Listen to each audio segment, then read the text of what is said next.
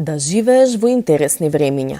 Оваа реченица, за која се верува дека датира од далечната кинеска историја, како една од најтешките клетви, се чини дека најдобро ги опишува состојбите во светот денес, кои се и тоа како проклето интересни. Војни се пламнати во неколку жаришта, дури и таму каде што до неодамна се чинеше невозможно, неевропското тоа. Историјата тешко дека нешто не научила. Зверските крвопролевања, масакри и хуманитарни катастрофи од двете светски војни, како и од југословенската трагедија, се покажаа дека не се доволни за лидерите да ги стават настрана своите алчни амбиции и диктаторски нарави во името на мирот и разумните политики. Во време на вакви сериозни геополитички превирања, Балканот е секогаш добро да се држи на око. Каде е Македонија во приказнава? И колку е гарантирана безбедноста на младата НАТО членка? Сите овие прашања се отворија на едно од најголемите безбедносни конференции, Варшавскиот безбедносен форум, каде македонската радиотелевизија, преку тимот на Агенда 35, беше единствениот медиумски представник од земјава. Таму го сретнавме Курт Волкер, легендата на американската дипломатија, поранешен амбасадор на Соединетите американски држави во НАТО, специјален советник на Ричард Холбрук за Босна и Херцеговина, како и поранешен аналитичар на ЦИА. Разговорот го почнавме со една генерална оценка за ризиците на светската безбедност денес. You have authoritarians in the world, Russia, Iran, China, Venezuela, all seeing opportunity and feeling that the West is weak and unwilling or unable to deal with their ambitions. And so you see wars escalating, Russia, Ukraine, Iran against Israel, using their proxies, greater risk in Asia, and they are now increasingly connected. You see Iran providing drones to Russia, North Korea providing ammunition, Russia giving a green light to Iran's attacks against Israel. So these challenges are both real, they're growing, and they're linked. Но дали тоа дека Западот е слаб е навистина само чувства? Волкер вели сепак не. Well, yeah, actually I do feel that the West is weak right now. I don't see a willingness to confront problems and resolve them. I don't see a willingness to declare victory as an aim. And as a result, people take advantage of that. The example that always comes to mind is the U.S. withdrawal from Afghanistan, which looked like an absolute catastrophe in the eyes of anyone in the world. You had people falling from the wheel wells of aircraft as the aircraft were taking off. And you had Americans stranded in Kabul, and we did not authorize our own military forces to go rescue them. So that just sent a signal to Putin and others that no one's going to stop them if they want to pursue their own ambitions. And I think that is still the situation that we see now. We need to see a change and a willingness to actually create a situation where people know we have the will, the means, and we will establish a victory. Дали само најави за посилен одговор кон диктаторските режими се доволни? Сведочиме на изјави дека војните можат лесно да се сопрат за само 2 дена, дадени од многу популисти, особено за време на изборни кампањи.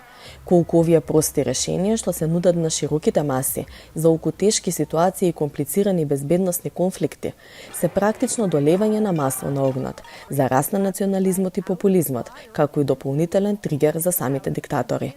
Волкер вели дека иако нема едноставни решенија, време е за конкретни акции од Западот, наместо само празни зборови. Yeah, well, there is no simple solution to anything. And the sad reality is that once deterrence has been lost, once they are no longer afraid and they act, it's much harder to stop than it would have been to prevent it all along. And so that is the situation we face with Iran, it's what we face with Russia, what I fear will be happening soon with China. So that is the real danger. But it is not unachievable as well. And we're here in Warsaw and we're talking a lot about Russia's war against Ukraine. There are specific concrete things that can and should be done that would make a difference. And we should be getting on with those rather than talking only about avoiding escalation. Колку во сето ова ќе има влијание исходот од американските избори, не само за трансатлантската врска, туку и за целиот свет. Волкер, за разлика од многу македонски аналитичари, вели па не баш. Yeah. So what I would say to viewers in North Macedonia about the U.S. elections, there isn't a great outcome here. We have a binary choice between Vice President Harris and former President Trump, but there's also not a catastrophic outcome. It's not going to go off the rails dramatically in one way or the other. I think with Vice President Harris, we'll see more of the same, which, as we just described, is an increasingly dangerous world and a focus on avoiding escalation. Versus with President Trump, you're going to see an effort to reestablish a position of strength, which carries with it its own volatility and its own risks. So you're going to see a choice between those two, but neither one is outside the zone of normal where we feel that we understand how things are happening in the world. Кога светот се соочува со толку големи проблеми, можеби на прва се чини дека проширувањето на Европската Унија и не е толку значајна работа, гледано низ глобални рамки, но за земјите од Балканот и тоа како е? Дали навистина геополитиката има луксус да си дозволи ситуација во која приказната за Европа нема да биде географски и суштински заокружена? This is a great question because part of the situation we have now is we have these ongoing conflicts, including in Europe. But we need to not only end the conflict, we need to prevent the next one. We need to prevent future wars, and we need to create conditions where democracy and market economy are respected and safe. So part of it is going to be ending the war, Russia's war against Ukraine, preventing new wars in the Balkans. But then the other part of that is bringing countries into NATO and the European Union and preventing future conflicts so that we reestablish a general position of peace in Europe. And that they go together. Нашиот соговорник и самиот има големо професионално искуство на Балканот. Голем дел од неговата професионална кариера беше и се уште е посветена на овој регион. Како тој ја цени стабилноста и безбедноста на полуостровот? Каде ги гледа најголемите ризици? There are risks to security for everybody, and they can get worse. Right now, I don't see any immediate security risk from North Macedonia. But the longer we face a situation of Serbian nationalism that goes unchallenged, we face a parallel Albanian nationalism that is rising and being a counterpart to that. We see a weakening of societies that have had multicultural, multi-ethnic experiences such as Macedonia. We see continued, it's hard to say it's worse, but it's continued fragmentation in Bosnia and ethnic strife in Kosovo.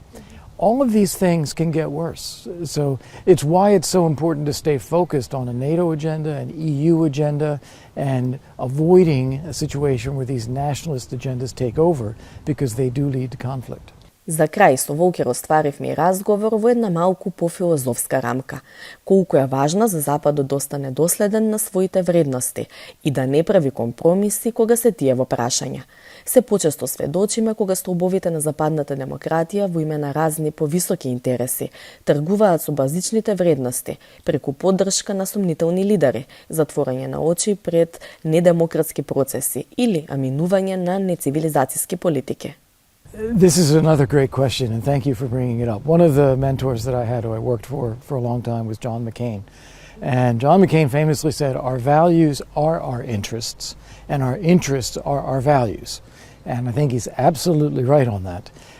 We can't walk away from our values. They are what makes the world better, safer for human beings, generally. It is what we need. We can't ignore the fact that they are not respected everywhere by authoritarians, by people who abuse human rights and so forth. So we have to confront them, and sometimes that requires a measure of patience and willingness to look things in the eye with a use of force or a use of pressure, and being patient as well, as there will be countries where we don't share the same values, we're not happy with how they do things, we need to work together on some bigger security problems, we have to do that, but we can't lose sight of our values. So it is promoting our values as our interests simultaneously.